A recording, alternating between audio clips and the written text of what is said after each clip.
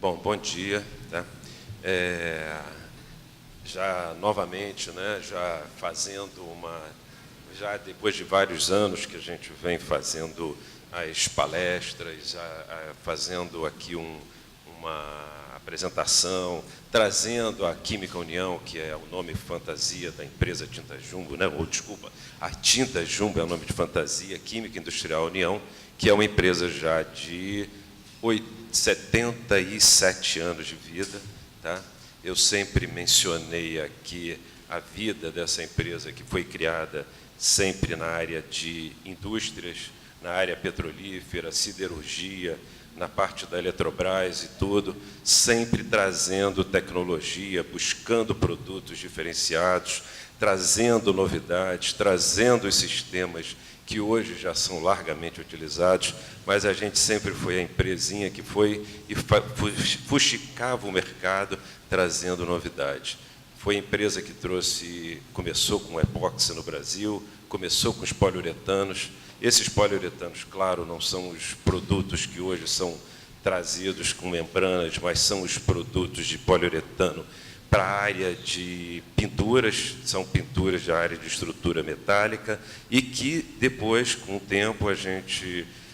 eu sempre menciono isso porque é o jeito da gente colocar que a tecnologia que se coloca de uma estrutura metálica, que a gente acha que é uma impermeabilização, e é sim uma tremenda de uma impermeabilização, e que se um sistema de impermeabilização em estrutura metálica, mesmo que seja que não tenha um alongamento muito grande, mas que tenha uma performance com imersão em salt spray, imersão em água salgada, imersão em água doce, que sejam sistemas que resistem a produtos, ou mesmo que fiquem ao tempo em sistemas muito rígidos, como plataformas de petróleo, e que sim, realmente são os produtos de impermeabilização até muito mais rígidos do que esses daí, porque ficam expostos a intempéries e ficam expostos ao problema maior, que é a estrutura metálica, né?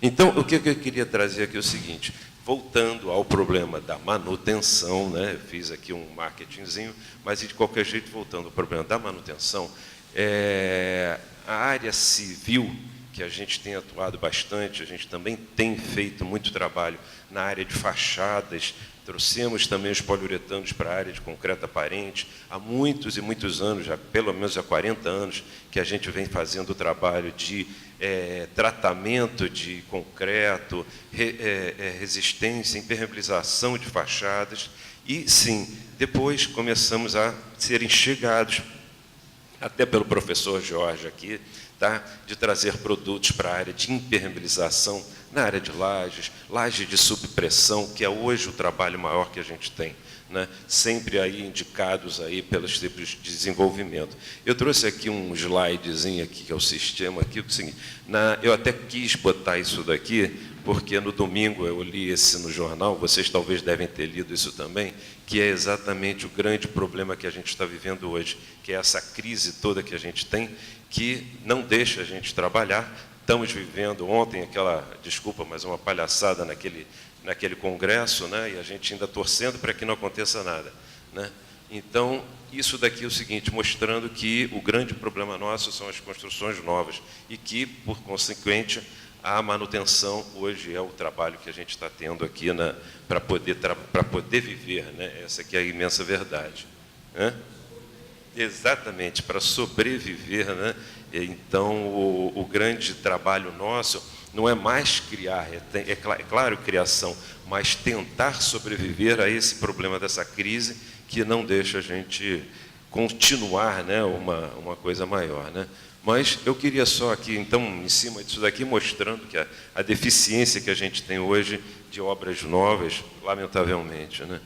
Então, é o seguinte, a parte de manutenção, que eu queria mostrar aqui, entrar um pouco nesse problema maior. Isso daqui é um teto de uma garagem, mas, ao mesmo tempo, mostrar por que no caso a manutenção, a gente fala sempre em produtos, eu vou falar em relação a outros produtos também, mas eu queria mostrar o seguinte: como é que se faz uma manutenção, como é que se deixa... Isso aqui é uma laje de um edifício aqui em Botafogo, onde debaixo de um pilotis. Eu trouxe isso daqui exatamente para mostrar como uma pessoa, como um condomínio, como um síndico, como faz-se uma vistoria que deveria até ser feita. É muito comentado aqui, foi comentado inclusive, por que não se faz uma vistoria anual, por que não se faz todo, a vida útil do projeto, a vida útil do produto, a vida útil de coisa. Então, não adianta nada se não se faz nada e deixa-se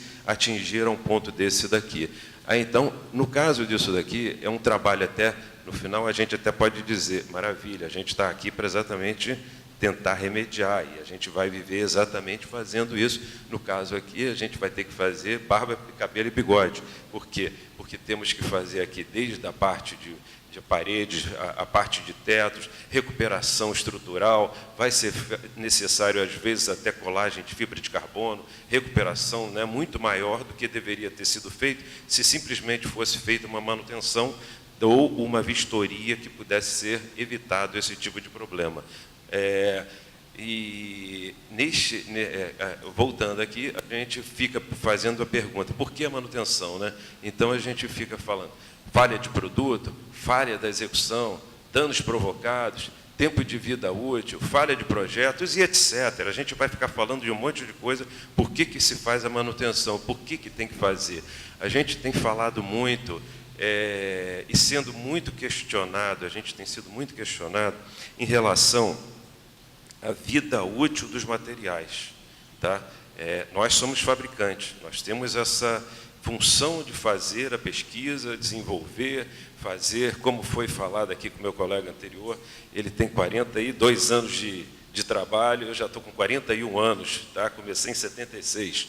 Então, a gente já vive aqui vida aí e bota tempo, né, de várias coisas que a gente vai observando e que a gente vai desenvolvendo.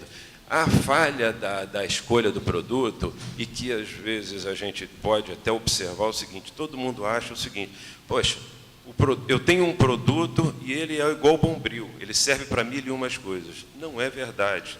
Cada produto, cada coisa em seu lugar.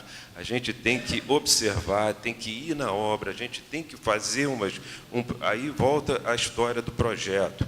Volta a história da necessidade de uma empresa projetista para fazer a fiscalização, para poder observar se esse sistema que está sendo escolhido é o próprio para poder ser usado no local.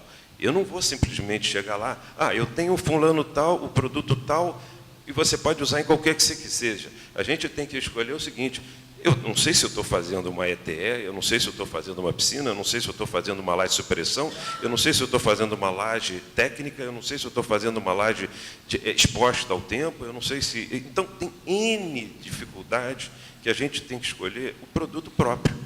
A vantagem da gente desenvolver vários produtos, né, ter multiusos, né, então a gente consegue ter essa noção melhor de desenvolvimento. No caso da falha de execução, é a história da mão de obra. A gente tem observado muito, a gente olha que a empresa, a gente tem feito sempre fiscalização, e é o trabalho nosso da gente poder exigir com que empresas que trabalhem com a gente sejam fiscalizadas e graduadas e autorizadas para poder fazer, porque é a pior coisa que tem, é a gente desenvolver um trabalho e ele ser mal aplicado.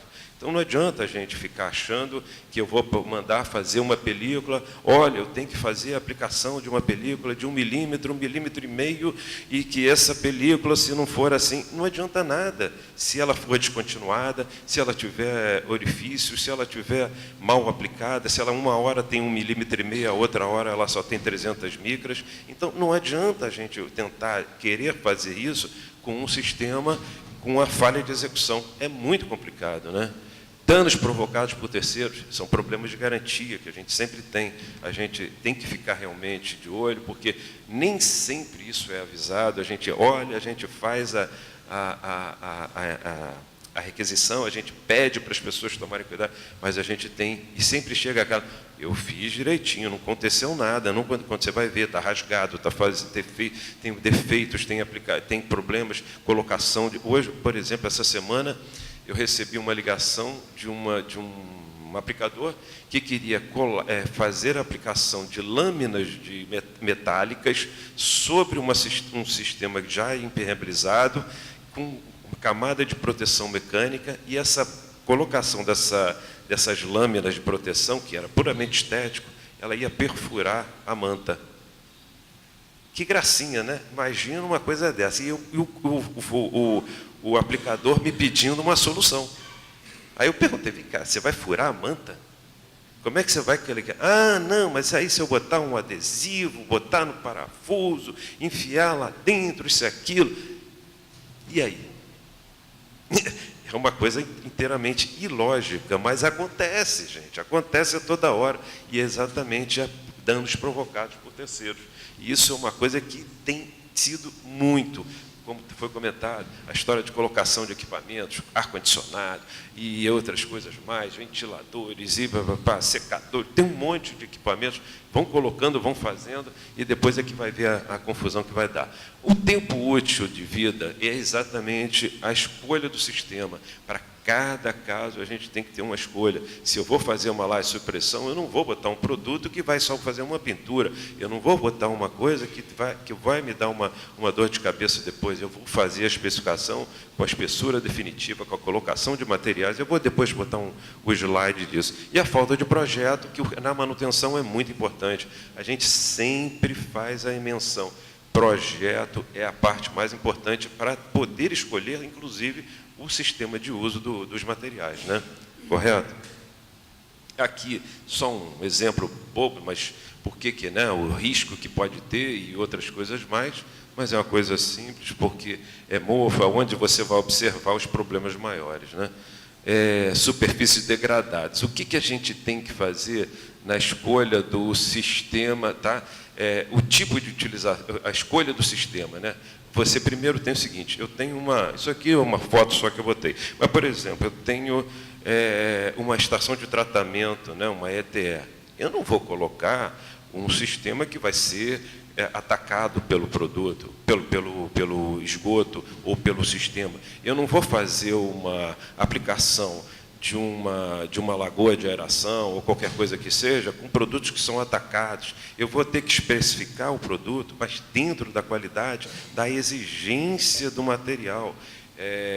Por exemplo, a gente está falando aqui de lajes, nós estamos falando em condomínios, em prédios, mas a gente não pode esquecer uma coisa, eu tenho essa dor de cabeça em fábricas, onde a gente tem exigências muito maiores com produtos químicos, onde a colocação desses materiais não é simplesmente alongamento, onde é simplesmente a proteção só ou a impermeabilização, e sim a proteção do concreto. A gente tem um trabalho muito grande, por exemplo, na fábrica de catalisadores, que é aqui em Itaguaí, onde a exigência no concreto está sendo inteiramente, o concreto está todo corroído. E a impermeabilização do concreto, para evitar né, um colapso ou qualquer coisa que seja, há exigência dessa impermeabilização utilizando sistemas mais rígidos, ou à base de Novolac, ou sistemas extravinílicos. Isso também é uma impermeabilização. Não são sistemas convencionais, mas são sistemas de impermeabilização. As condições de superfície é a mesma coisa, a gente tem que fazer a superfície, ter eu vou até botar uma foto aqui, seguinte, depois eu volto. Olha só, como é que eu vou fazer a aplicação, onde essa aqui é uma piscina, onde foi especificado recuperação e pintura de epóxi. Imagina se alguém, em sã consciência, faz alguma coisa em cima disso, simplesmente, mas argamassa polimérica, alguma coisa que faça ali uma recuperaçãozinha com grout, não é verdade, isso não pode ser feito desse jeito. As superfícies degradadas, do jeito que elas estão, do jeito que elas se apresentam, a gente é obrigado a fazer uma exigência de tratamento muito maior, um trabalho muito maior, né? Então, voltando aqui, as condições da estrutura que eu volto a dizer, vamos dizer que a gente tem aqui como estava naquela primeira foto, com aquele teto todo rompido, com todos... Eu não posso simplesmente chegar lá, passar um protetorzinho de argamassa, da ferragem, passar um zinco, e depois eu faço ali um cimentinho. Não pode fazer isso, não tem. Tem que se ver as condições da estrutura para se poder especificar o sistema. Tem que ver se ela vai ter o colapso ou qualquer coisa que seja. Em área interna, em área externa, produto químico, a exigência, a laje externa, a laje quente, materiais com alongamento, ou que sejam, tem vários, né? A gente hoje, cada hora um fala de alguma coisa, é manta, é membrana, é pintura, cada hora tem uma... A gente fica até um pouco meio confuso, a gente que é fabricante também fica um pouco. E em cima disso tem várias outras dados que a gente é obrigado a fazer essa avaliação, né? Aqui, por exemplo, foi uma recuperação de uma laje de supressão.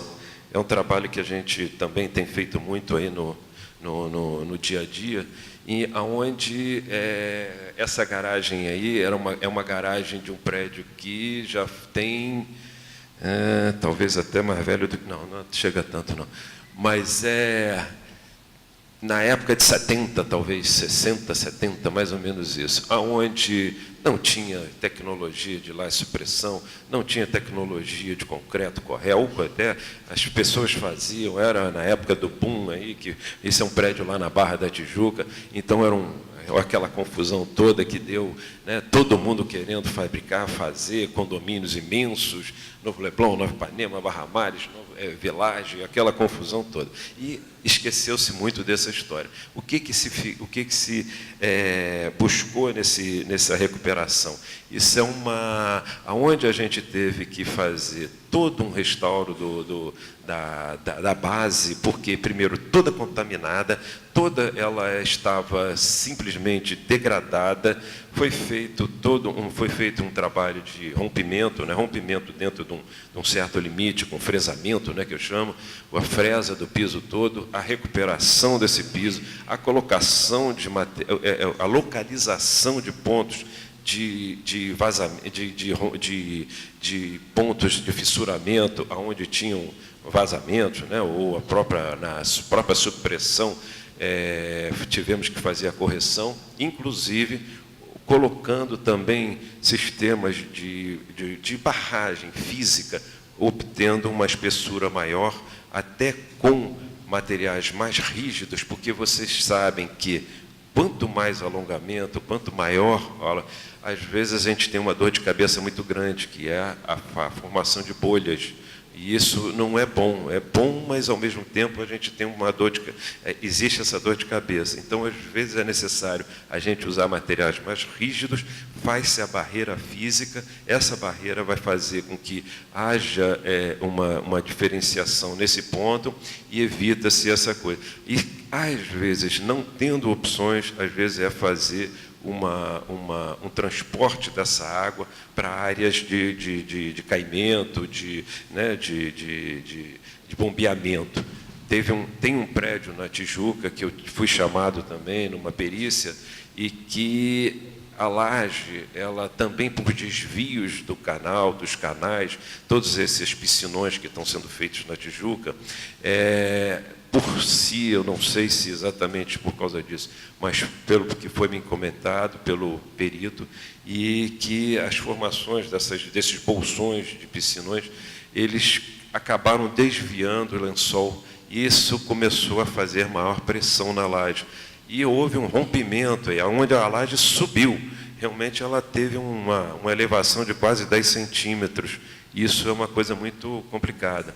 Foi feita uma recuperação nessa parte lateral, fizemos a colagem com a colocação, inclusive, de materiais de adesividade, pontes de aderência, materiais sobre aplicação de superfícies umedecidas. Foi feito. O que aconteceu? Foi toda a área que a gente conseguiu delimitar e que estava com problema, ela foi toda sanada. Não houve problema nenhum. A gente conseguiu, inclusive, desviar para a canaleta que era sendo feita a drenagem. Mas depois, o que aconteceu?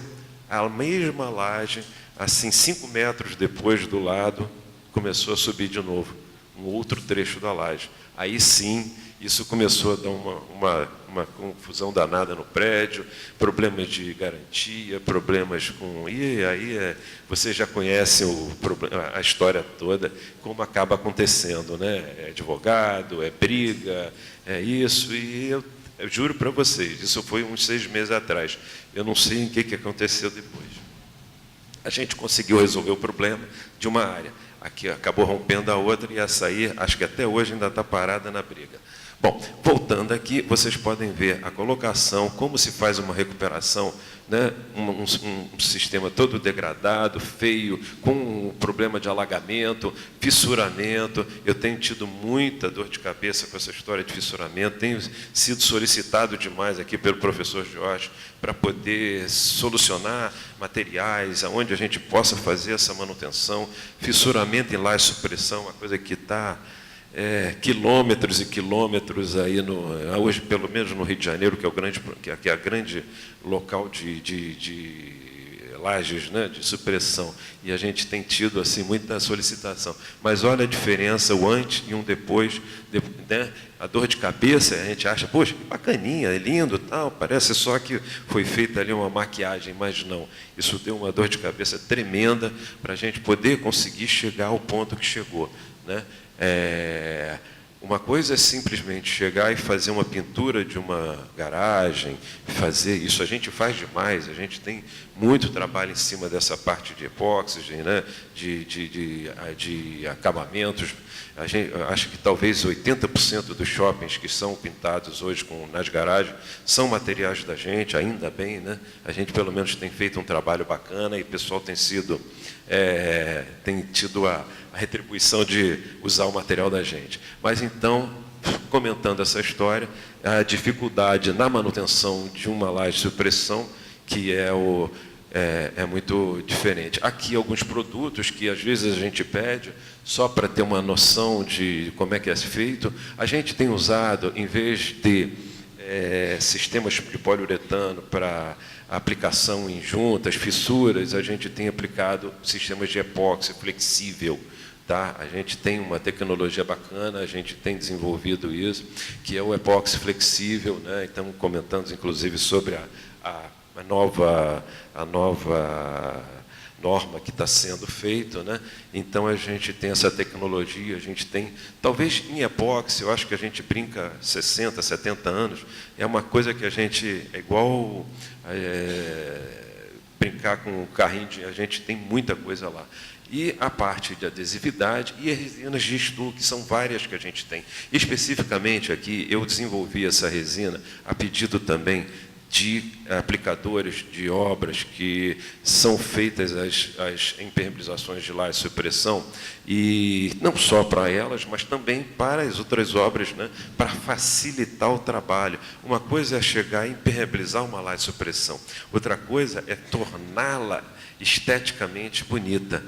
Aí é que é o grande segredo. Não adianta eu chegar a fazer um trabalho bonito, de aplicação de um produto e ficar todo feio. Não adianta. Isso é uma coisa que eu estrago o meu nome, estrago o nome do aplicador, o cliente compra uma coisa que não gosta, ele vai ficar reclamando, e o que acontece depois? Depois da obra pronta, o síndico acontece, né, como aconteceu em várias obras, o síndico, a própria empresa de engenharia, chega, não, eu quero que dê um acabamento aqui. Aí é mais uma obra, depois da obra, aí volta-se a garantia e fica naquela briga também da história. Mas então, a gente desenvolveu essa argamassa de estuque com várias outras, a gente tem pelo menos umas 15 ou 20 argamassas diferentes para a gente poder fazer. Essa aqui parece uma manteigazinha que a gente simplesmente passa só para poder nivelar produtos bem mais simples e fazer aquela história da ajuda, né, que é o grande problema dos aplicadores de impermeabilização que a gente tem tido aí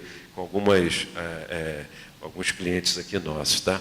Voltando aqui mais um pouquinho, isso aqui também, alguém comentou, né, sobre o prédio do Edise, que foi feito coisa. Esse aqui é uma impermeabilização, foi feito também um tratamento no prédio lá da Petrobras, no centro da cidade. Essa é a garagem lá deles, né?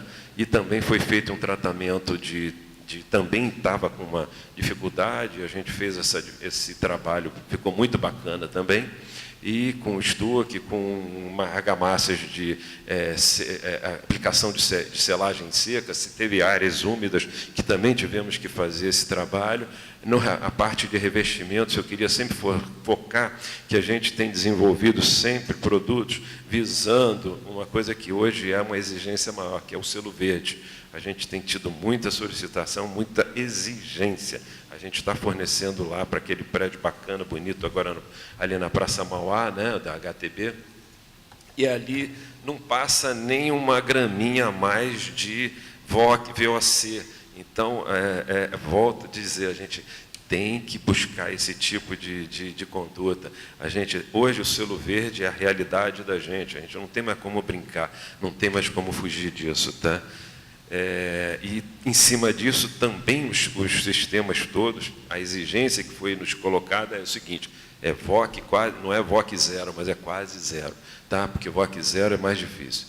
Tá? Aqui, em áreas novas, eu só queria mostrar aqui também, eu tenho acho que só 5 minutinhos ali, mas a parte de lajes de supressão, aqui são lajes novas, isso é uma obra que já foi feita, essa daqui é uma obra que está sendo feita, também com laje de supressão, o epóxi flexibilizado, o epóxi flexível. Tá?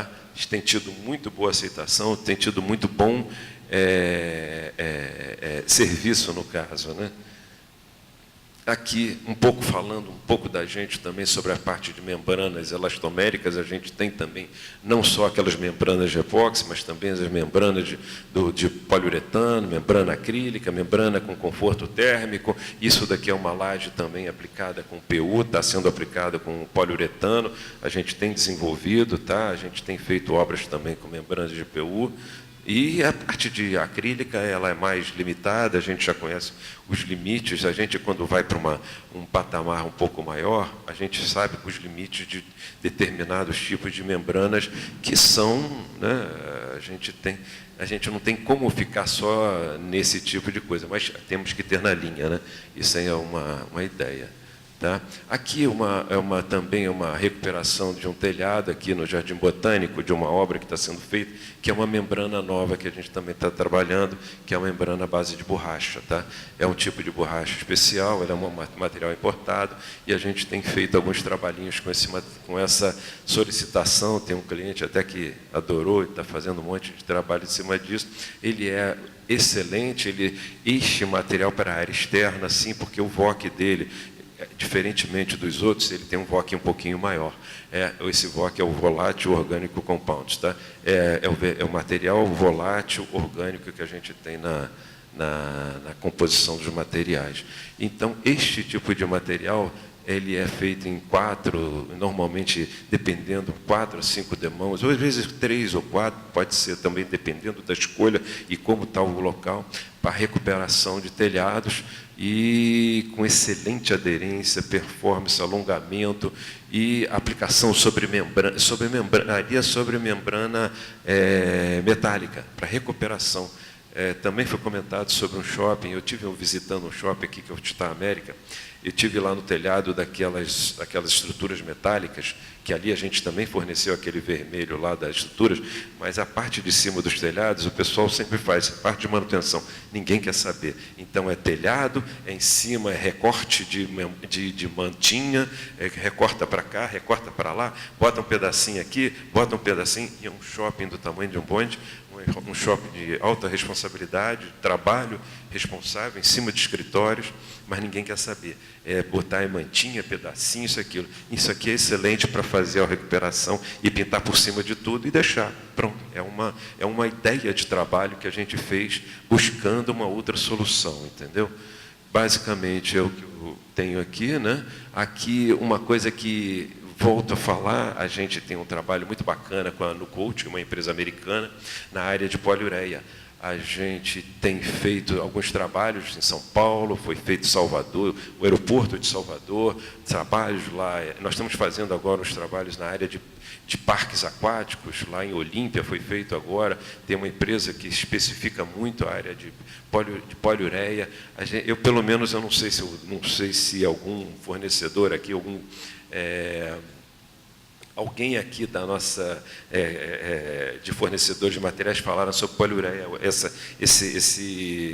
nesse simpósio. Eu, realmente, eu não vi. Me parece que o pessoal está esquecendo da poliureia, mas eu volto a falar o seguinte: a poliureia, ela não é um produto, a poliureia é uma linha, uma família química. Ela pode ser feita do mesmo jeito que eu quiser. Eu posso fazer um epóxi assim, assado, cozido, ensopado, eu posso fazer várias coisas. A poliureia é exatamente igual. Eu posso fazer a poliureia do mesmo jeito, boa, ruim, péssima, excelente. O que tem acontecido no mercado em relação à poliureia? Tem muita gente fazendo coisa ruim. Isto não é bom, estão estragando o nome, nós estamos tentando desenvolver, tentando mudar um pouco, estamos fazendo obras diferenciadas, estamos inclusive usando isso até em áreas industriais, em equipamentos. Acabamos de fazer um trabalho bacana dentro de um equipamento, numa plataforma da Petrobras, entendeu? Utilizando poliureia. Então, a poliureia é um produto riquíssimo, é de alta performance, ela bem feita, bem produzida, bem formulada e de empresas credenciadas na fabricação, tá? Isto é um produto de alta performance, é muito bonito, tá? Então, só querendo dizer que a gente continua ainda esse trabalho e está sendo desenvolvido, na caladinha, a gente está conseguindo fazer bons trabalhos na área de poliureia, tá? Ok? Então, isso aqui é só para um exemplozinho de uma besteira que depois foi pedido, teve uma obra onde o Jorge me pediu, é só um equipamento que eu mostrei para a área de arrancamento, onde a gente tem para a área de pisos de epóxi e tudo, que é a demonstração e a colocação do produto para fazer o teste que a gente necessita em determinados casos aqui, tá bom? De qualquer jeito, obrigado aí, tá? Qualquer coisa na área de perguntas aí, tá? Muito obrigado, hein?